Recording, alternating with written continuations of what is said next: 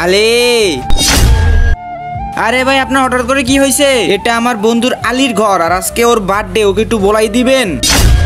আলী, হ্যাঁ কি হয়েছে?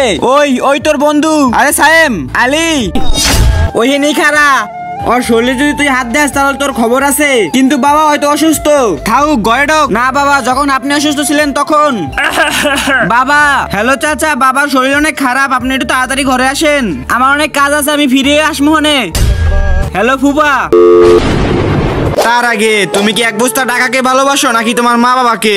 যদি মা বাবাকে হয়ে থাকে তাহলে ভিডিওতে লাইক দিয়ে চ্যানেলটা সাবস্ক্রাইব করে দাও। লাইক সাবস্ক্রাইব না করলে বুঝবো তুমি তোমার বাবাকে ভালোবাসো না। আর এক নাকি দুই সেটা কমেন্টে বলে যাও। হ্যালো সাহেব, আমার বাবার শরীর অনেক খারাপ, তাড়াতাড়ি ঘরে চলে আয়। আরে কি হয়েছে আঙ্কেলের? তাড়াতাড়ি চল, হসপিটালে নিয়ে যাওয়া লাগবে।